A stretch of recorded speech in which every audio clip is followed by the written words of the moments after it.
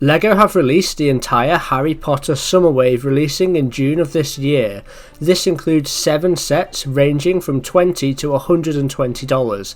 I'm going to conduct an analysis video on most of these new Harry Potter sets, so make sure to hit that subscribe button and hit the notification bell as well to be alerted when I release these analysis videos. So today we're going to be taking an in-depth look at what I think is the best set of the wave, number 12, Grimmauld Place. This is the most expensive set of the wave, retailing for $120, €120 and 115 Great British Pounds. This set also has the highest piece count at 1083 and also 9 exclusive minifigures which you can only get in this set, so let's take a look at those first. The first we'll take a look at is Kingsley Shacklebolt. This minifigure is certainly a downgrade from the collectible minifigure series version, but that is to be expected. They're not going to give us a superior minifigure to a CMF version in a simple playset. I think what this minifigure is missing though, however, is the cloak. So for people picking up this set, I would advise you to also purchase the blue cloak piece that the collectible minifigure series version wears off of Bricklink to really bring this Kingsley minifigure to life. Next we have Tonks, and I actually think this Tonks minifigure is a superior version to the one we got in the Attack on the Burrow set from 2020. The printing is perfect, and I also love how we get a double-sided face print for her, where one side she is pulling a pig face, and we also get 2 hair pieces, one in light purple and one in red. The next minifigure we'll take a look at is Sirius Black, in his normal clothes finally. We have gotten about a bazillion versions of Sirius Black before, but always in his prison wear, so I am grateful we are finally getting this variant. However, it's a shame how he's wearing an olive green coat instead of a brown or red coat, which he has also worn in movie scenes at Grimmauld Place. I actually made a custom of this minifigure, and I used the Frodo Baggins torso from Lord of the Rings, and I think that this torso suits him more than this olive green one. If you would like to see my video where I show off a load of purist custom LEGO Harry Potter minifigures for my Ministry of Magic mock, then click the annotation on screen now. For the next minifigure we have Harry. This minifigure is easily the worst of them all, no new printing or anything really interesting at all, though if I got to choose which of these minifigures in this lineup had to be very weak, I'd definitely choose Harry, as we have already gotten a ton of Harry Potter variants before. Ron, on the other hand, looks really good.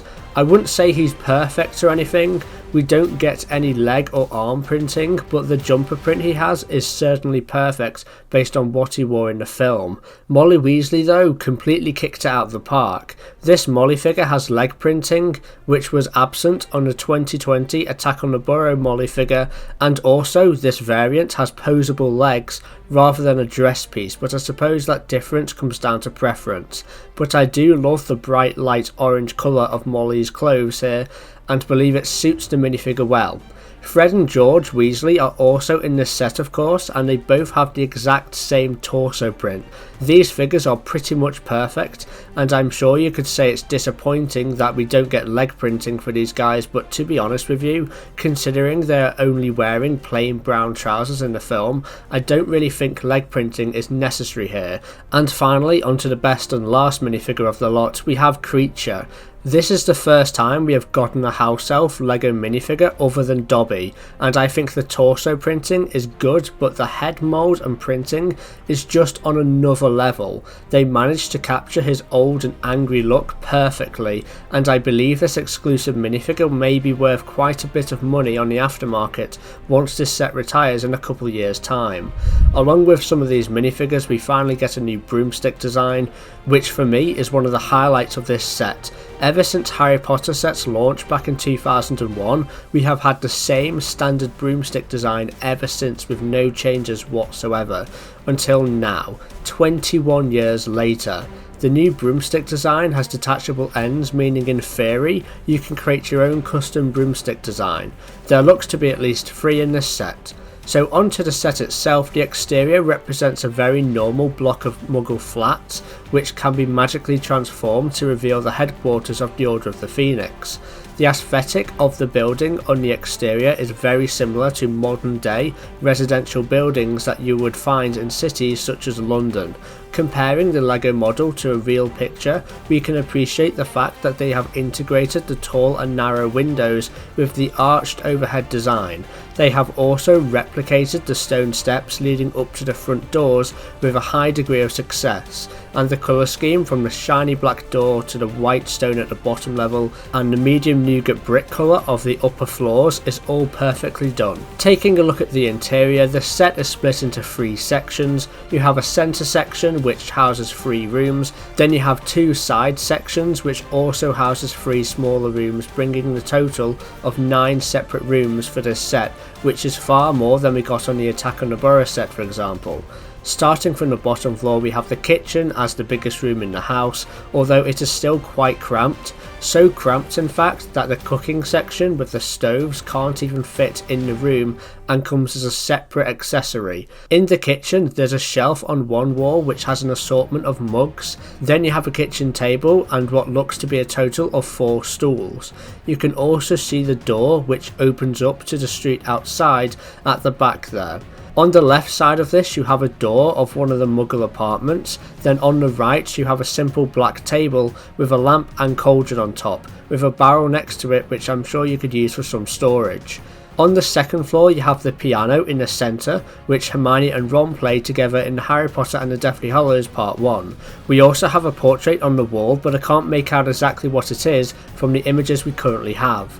We then have a small black and gold chair to the room on the left, then on the right the tapestry, which shows the black family tree. These pieces will no doubt be stickers unfortunately, but this is still a much welcome addition to this set, and I can't wait to take a closer look at these stickers in more detail.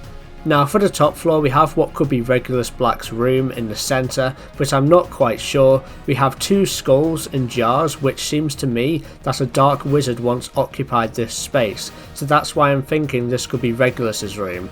We have a portrait in this room as well, but again I can't make out exactly what it is. I do love Fred and George though here, using the extendable ear to try and eavesdrop into the conversation taking place in the kitchen down below. That's a great touch by LEGO. To the left and right of this room we seem to have 2 beds with the Gryffindor lion stickered onto a shield piece on the left hand side, though this could be a print to be honest with you.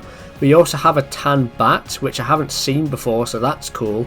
Then on the right we again have a portrait on the wall that I can't make out. I just can't wait until we get better pictures or a video of this thing.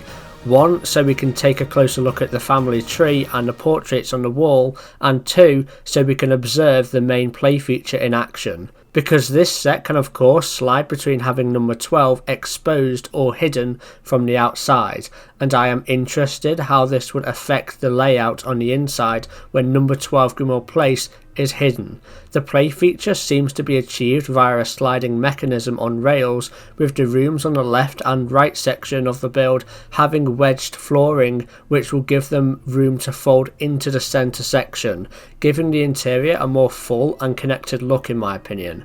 But we don't have pictures of that setup yet unfortunately.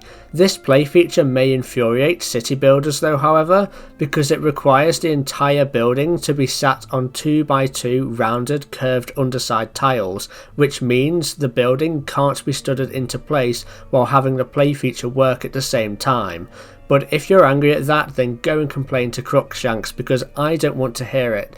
This set in my opinion is the standout from the 2022 LEGO Harry Potter Summer Wave. Everything from the completely exclusive minifigure lineup to the ingenious play feature is just fantastic, and I can't wait to get a hold of this set. If you haven't seen my video going over LEGO Harry Potter sets retiring this year, then click the video on screen now. A big thank you to Sue Penn, Lucas Hatch, MLD Bricks, Kay Crossley and Brightest Witch Bricks, who are all tier 3 members of the channel. I'll see you all tomorrow for another 2022 LEGO Harry Potter video. Bye for now.